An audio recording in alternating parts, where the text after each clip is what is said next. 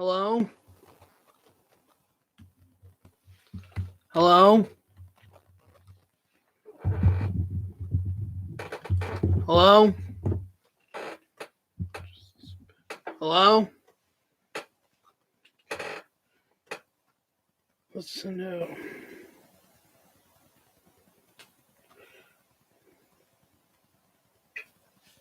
What's the new?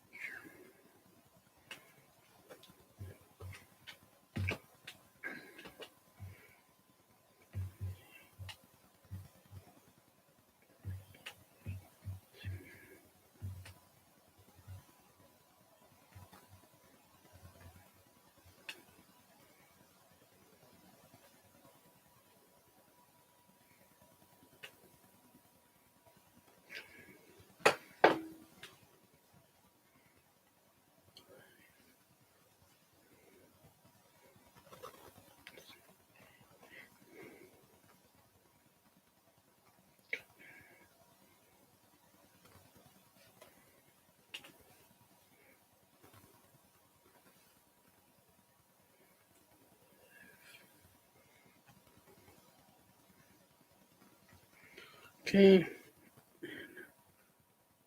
I dislike my stream. Twitter.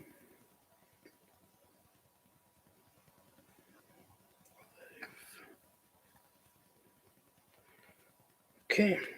Stop that. Thank you for whoever liked the stream.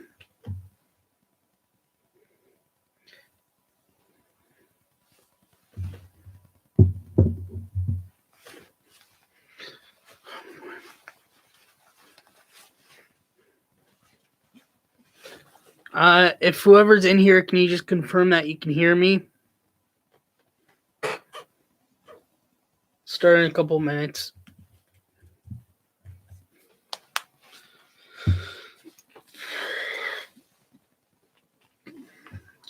What a week. Talk about. Big week. Tons of news.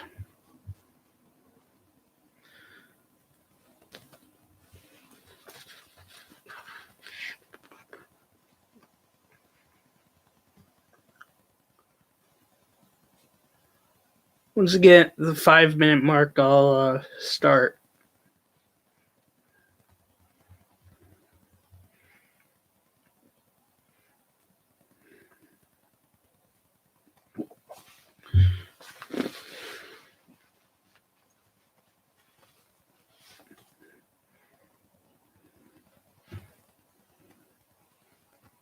Or maybe a bit less. Probably a bit less. I'll start in a few seconds.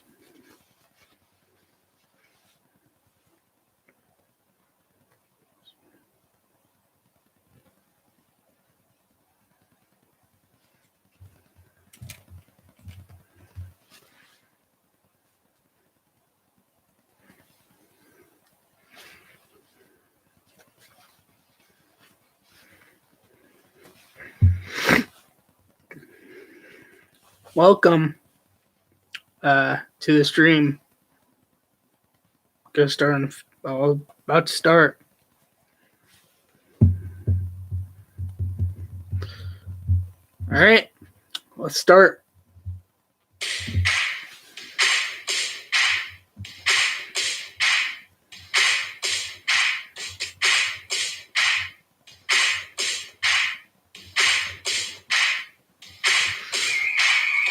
Hello, everybody, and welcome back to episode 8 of Benny and the Booth podcast. What a week we have to talk about, from college football and all its craziness, though there wasn't much, to NFL, where I basically learned predict the upset whenever and no matter what. MLB awards, some were controversial, some were not, and some other MLB news, and once again, LeBron being a hot topic in the NBA. All of that coming up on this episode of the podcast. Hello, welcome back to episode 8. Thank you for all the support. Really do appreciate it. At some point, I do want to set a subscriber goal for before 2022. Just not sure how much Well, it will probably be like a Q&A where I would like ask people, put in the comments like questions they would want to know about me, and I'll either do a stream or a video where I go through them. But the goal and to what extent will be determined as we go along. I do want to give an update, as I did put out that I'm going to do a video also this week covering when the rankings come out, because they're about to change drastically this coming week. I am probably going to do the video. I'm going to record it on Thursday on my own and put up the video on Thursday. I don't know what time to expect it around, but keep an eye on the onto the channel so you're aware when it goes up. And speaking about that, subscribe if you're new here. Subscribe to the channel and leave the notification bell on so you get notified when I go live or when I put up a video. So you won't miss when I go live or when I put up a video. But definitely nearing 50 subscribers actually, which is crazy to say. This is episode 8 and we're already almost at 50, which it's crazy to imagine, but currently at 47 actually as we speak. But really happy with how the subscriber numbers have gone, and can't wait to see how much it goes up between now and future. Anyways, let's get into it. College football week 12. Before I get into week 12, since we did not have the rankings by the last episode, I'm just going to go through the rankings. Who's ranked where from week 11 and where they were ranked in the previous rankings. So number 1 was Georgia, as expected, still number as they were ranked 1. The top 7 did not change, which was Georgia, Alabama, Ohio State, Cincinnati, Georgia, Alabama, Oregon, Ohio State, Cincinnati, Michigan, and Michigan State. From there, it did change. Notre Dame went up to 8 from 9. Oklahoma State went up from 10 to 9. Wake Forest went up from 12 to 10. Baylor went up from 13 to 11. Ole Miss went up from 15 to 12. Oklahoma, after their loss to Baylor, went down from 8 to 13. BYU staying neutral at 14. Wisconsin going up from 18 to 15. Texas A&M going up from 11 to 6, going down from 11 to 16. Iowa going up from 20 to 17. Pittsburgh going up from 21 to 18. San Diego State going up from 22 to 19. North Carolina State going up from 16 to 20, from 16 to 20. Arkansas going up from 25 to 21. University of Texas San Antonio going up from 23 to 22. Utah going up from 24 to 23. Houston, unranked last week, ranked at 24. Mississippi State, who was also unranked the previous week, is at 25. And the teams that dropped out from last week's rankings, Auburn, which was ranked 17 before, and Purdue, that was ranked 19th. Let's get into what happened in college football this past week. First game, Ohio State, Michigan State. I thought America's Line was lying when they said 19.5. Ended up being 20 at the end, I think. I thought it was a lie. I thought it was going to be a close game, back and forth.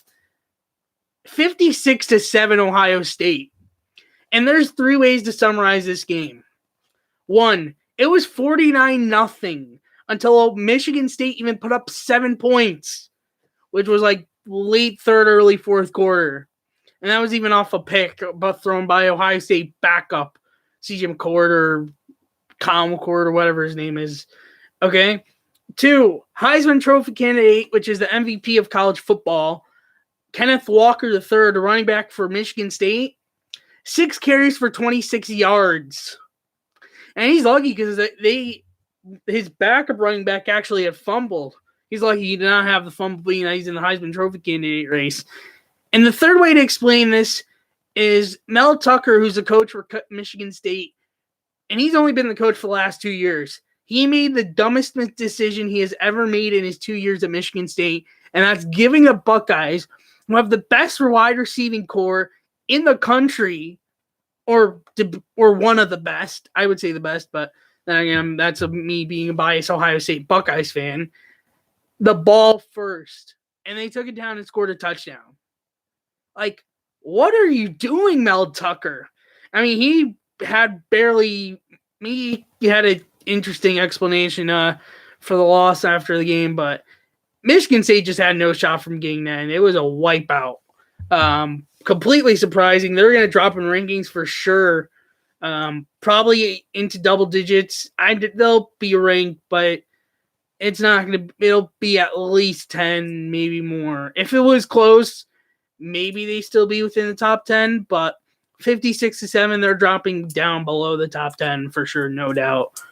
In my mind on that. Next up, the last game I'm going to talk about regarding the East Division. Michigan at Maryland, and this game is important because of this coming week. Michigan did win their game 59-18. I did not watch a lot of the highlights of the rest of the college football scores I'm going to go through. I'm just going to go through them and tell you what happened. Iowa, which is regarding the Big Ten West, beat Illinois this week 33-23. Minnesota, which is also a factor in the Big Ten West, beat Indiana at Indiana 35-14. Wisconsin, big factor in the West, beat Nebraska at home 35-28, but a struggle win. And one outside of Big Ten, because I have another one too. Well, SEC, Alabama clinched their spot to the SEC championship game, making it firm. That's going to be Alabama versus Georgia. We're not going to talk about much of the conference championships outside the Big Ten until next week when we know the schedule for all the conference championship games. But anyways, but they struggled against Arkansas. They had a big leads at certain points, but they almost blew them almost every time, barely pulling off a win 42-35, enough though to clinch the division for them. And the last score I will mention, which basically is what is going to change up the college football playoffs, is Oregon got absolutely pummeled by Utah 38-7. I watched the highlights of this game. It was all Utah. But yeah, they got pummeled over. So that's the scores from last week. Now let's get into the Big Ten circumstances for this week. Big Ten East, simple explanation. It's the game rivalry between Ohio State and the team up north, or Michigan, or whatever, or the Wolverines. Winner represents the East in the Big Ten championship game. Simple enough. Not many more factors to go into to try to explain it. That's all it is. Winner is in the Big Ten championship game and still has hopes for the college football playoffs. For the West, however, it's not as simple. And I'm going to go through the games that matter and what results lead to what. So the games that matter is Iowa on Friday playing on the road at Nebraska, Indiana playing at Purdue on Saturday, and Wisconsin playing at Minnesota Saturday. So this is what now.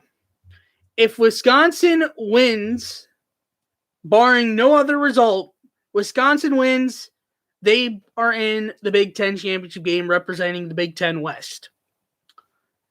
If Minnesota wins and Purdue wins and Iowa loses, Minnesota's in.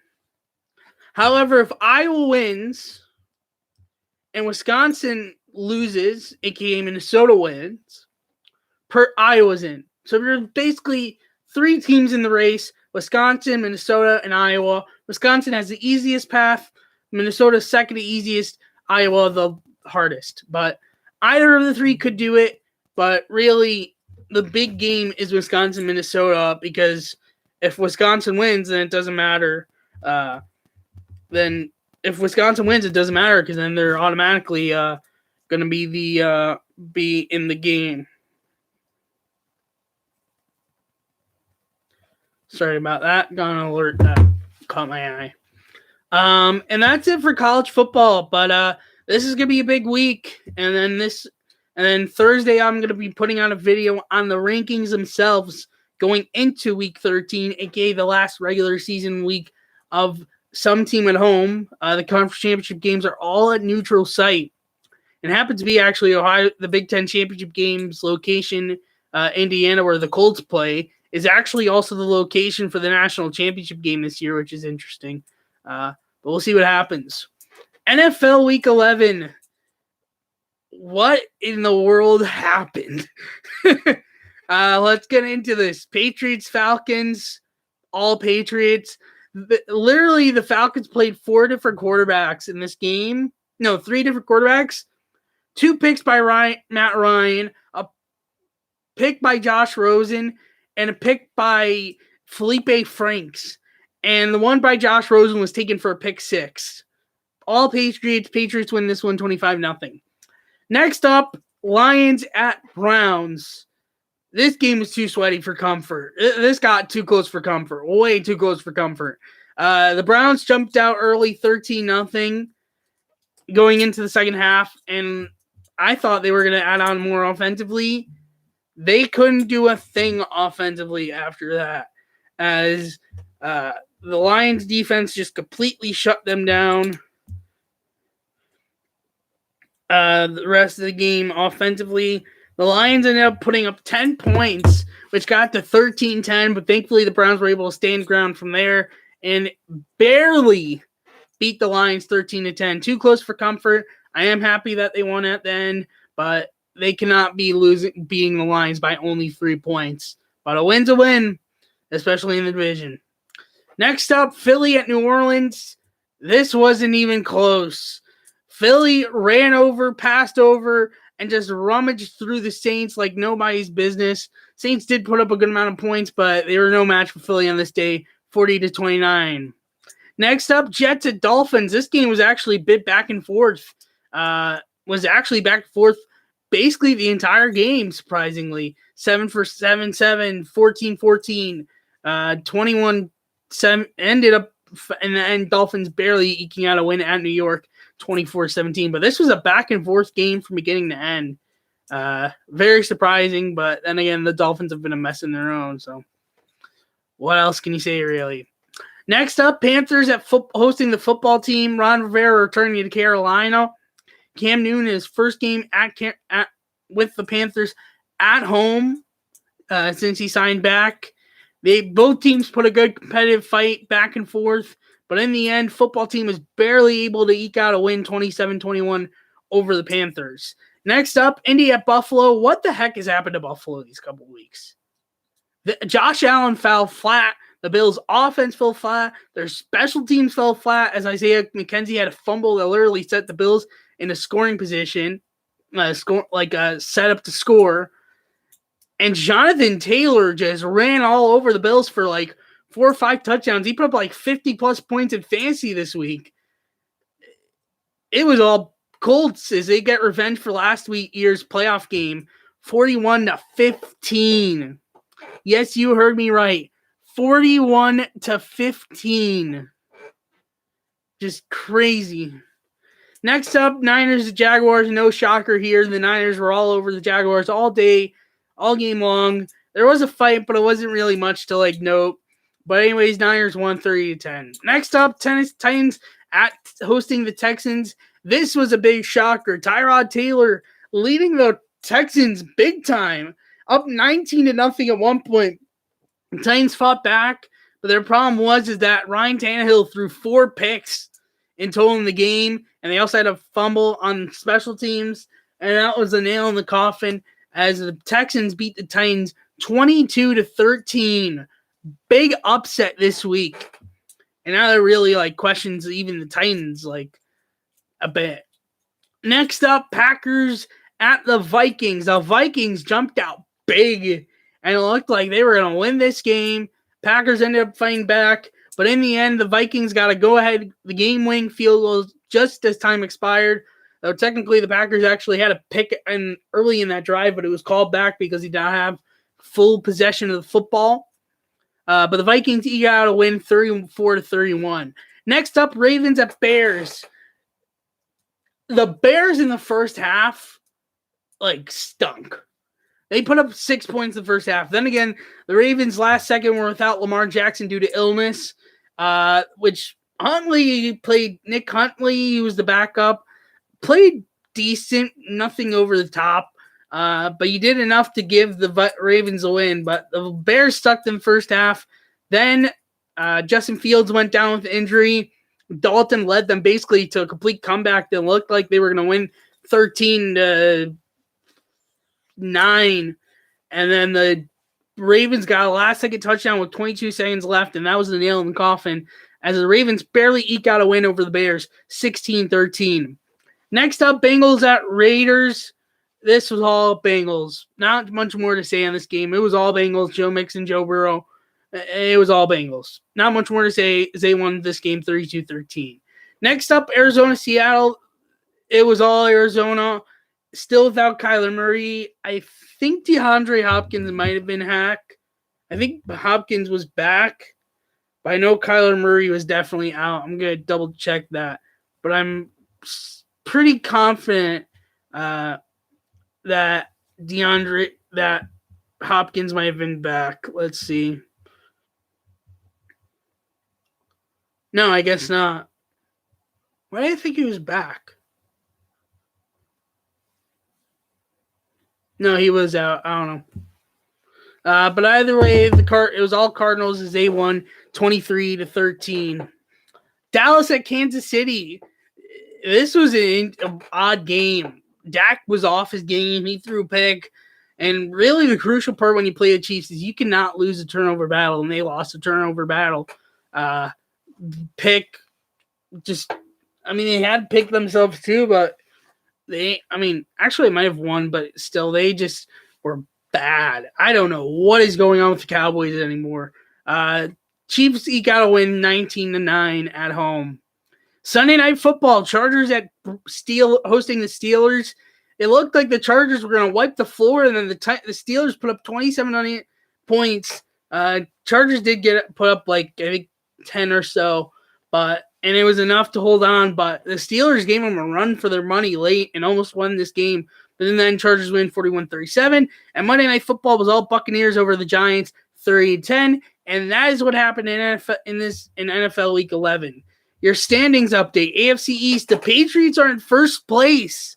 Surprising thing to say. At 7-4, followed by the Bills, who are 6-4, followed by the Dolphins, who are 4-7, followed by the Jets, who are 2-8. AFC North, Ravens at 7-3, followed by the Bengals, who are 6-4, followed by the Steelers, who are 5-4-1, followed by the Browns, who are 6-5. AFC South, Titans at 6-3 at top, followed by the Colts, who are 6-5. Could maybe make the division more of a fight than we thought it would be. Followed by the Texans, Jaguars, both at 2-8. AFC West, the Chiefs at 7-4, the Chargers at 6-4, and then the Raiders and Broncos both 5-5. The NFC East, Cowboys up top at 7-3, followed by the 5-6 Eagles, followed by a 4-6 football team, followed by the 3-7 Giants. And AFC North, 8-3 Packers up top, followed by the 5-5 Vikings, followed by the 3-7 Bears, followed by the 0-9-1 Lions. NFC South, the Buccaneers up top at 7-3, followed by the Saints, who are 5-5, followed by the Panthers, who are 5-6, followed by the Falcons, who are 4-6. And the NFC West, Cardinals up top at 5-9-2, followed by the Rams, who are 7-3, followed by the Niners, who are 5-5, followed by the Seahawks, who are 3-7. Last week in predictions, I went 9-6, which much better than the last couple of weeks. And my total record for predictions on the podcast now is 53-33-1. Let's get into Week 12 predictions. Thanksgiving games. And by the way, happy early Thanksgiving. I'll probably still say this, and I'll say happy Thanksgiving on Thanksgiving, but might as well both. Happy early Thanksgiving. Hope everyone has a good Thanksgiving. But none of these games are going to be good, I'll tell you that. There's one game that can maybe be good, and even that might not be good. But anyways, let's get into this. Bears at Detroit. I don't think the Lions are going to be able to keep up with the Bears. I mean, then again, upsets have been happening, but I have the Bears in this one. Raiders at Cowboys. This could be a game to watch. But I have Dallas winning this game, but this could be interesting. Buffalo at New Orleans. I have Buffalo. That's the Thanksgiving games. One, maybe two at best games there to watch, but really not a good Thanksgiving games stretch. Sunday games: Steelers at Bengals. I have Steelers. Buccaneers at Colts. I have Buccaneers. Panthers at Dolphins. Panthers. Titans at Patriots. Patriots. Giants at hosting the Eagles. Honestly, just for upset's sake, because like I said, at this point you just got to pick an upset wherever and whenever. I have the Giants. Falcons at Jaguars. Falcons. Jets at Texans. Jets. Chargers at Broncos. Chargers. Rams at Packers. Packers. because I just have I don't think that I think that Stafford's just back to his old line self. Vikings at Niners. Vikings. Sunday Night Football. The Browns at Baltimore. This is the next 3 weeks, with the middle being a bye, is against the Ravens. At Baltimore this week, Sunday Night Football, and then 2 weeks at home, 1 o'clock game that I actually will be at, Bez Hashem. I obviously don't hope for more illness to anybody, but I hope Lamar Jackson somehow does not play this game.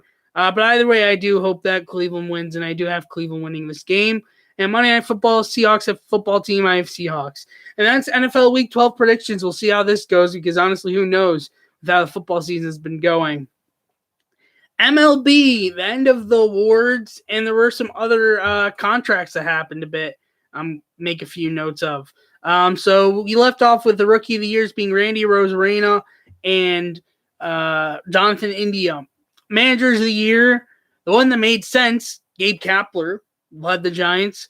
Nobody expected them to be in first place. Made sense. Kevin Cash made absolute no sense. I mean, if you want to say playoff, they did worse in the playoffs this year. They only won 1 game. And, I mean, I don't get how Kevin Cash won Manager of the Year again. I just don't get how. I'd love for one of the writers who voted for Kevin Cash to win to come and sit down and explain to me how the heck they voted for Kevin Cash over Scott Servais, with the Mariners, who almost made the playoffs. Even I would have voted Scott Servais. I just didn't understand it. Moving on, maybe not too much of a rant, but I could go ranting on it more, but I'll just leave it at that. Cy Young went to Robbie Ray and Corbin Burns. No surprises there. I mean, there was a bit for Cole, but Robbie Ray did do better a bit. Not really much of a surprise. MVP going to Bryce Harper in the National League. Now, I expected that. Soto and Tatis had a fair chance, but I knew Harper was going to win. He had the better defense of them all, and Tatis was hurt a lot this year. Soto, he's a good hitter, but just has a problem with fielding. And AL went to Ohtani, which was not a surprise to me, but the fact that he was unanimous threw me for a loop. I was like, what? Unanimous? What?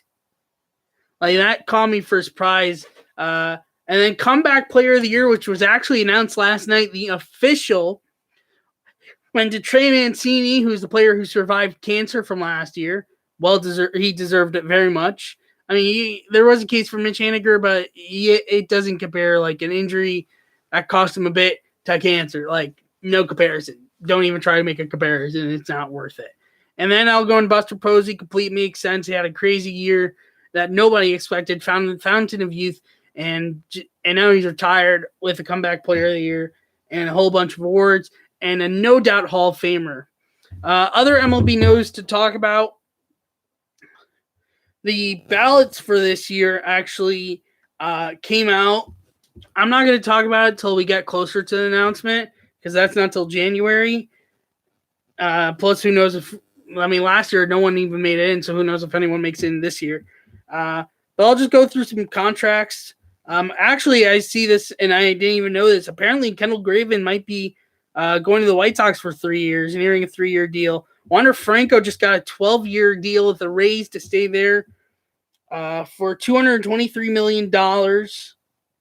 Seiya Suzuki, a player from Japan, will be up on the market. Mets, Giants, among teams that are looking into potentially getting him.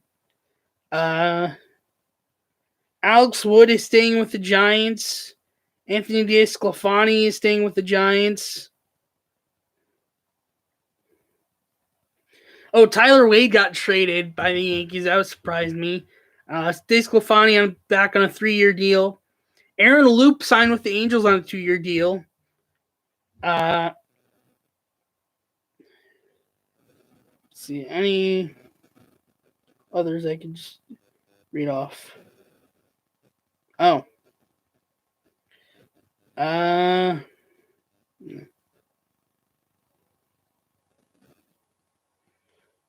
Oh, and Sandy Alcantara got a 5-year extension with the Marlins for $55 million. That's MLB for now. I'll keep on talking off season if there's moves. Hopefully there will still be some. Yeah. NBA LeBron James was a hot topic from Sunday. What in the world has happened to LeBron James? On Sunday, the Pistons were playing the Lakers, and during free throws by someone on the Lakers, or I think it was Lakers, I don't remember who it was. LeBron, like when he was going to protect, accidentally like elbowed or like punched or something like that to Detroit Pistons players. Detroit Pistons. Hold on, let me pull up the names. I'm blinking on the names right now. I want to be accurate with this because this was a crazy story. Man, what is going on? What's new with LeBron, really? Not shocking. Isaiah Stewart, and then a whole brawl ensued with Stewart wanting to fight back big time. James got ejected. I think Stewart also did. And at the end of the day, the NBA suspended LeBron for a game and Isaiah Stewart for 2 games for the on-court altercation. But I don't even know what's going on with LeBron anymore. He's a whole anymore.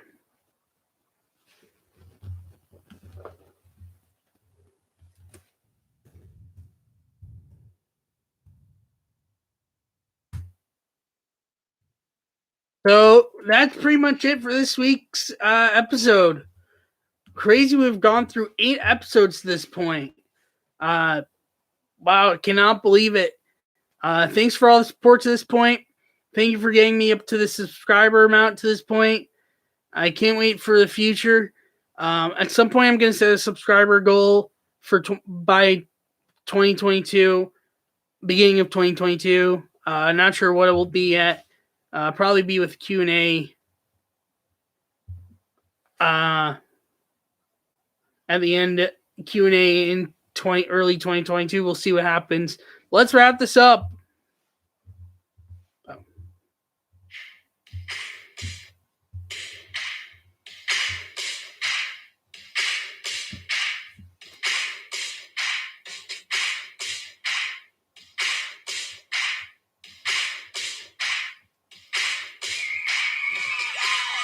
Thank you for coming on for episode 8 of the podcast.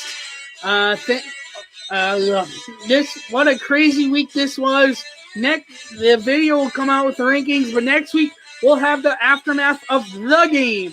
We'll have the aftermath of the rest of week 13 of college football. We'll have week 12 to talk about. We'll have MLB news that could happen. Hopefully something that happens in the NBA and so much more. Thank you for watching. Subscribe if you're new. Leave on notification bell so you know when I go live or post a video. And I'll see you in the next one. Bye-bye.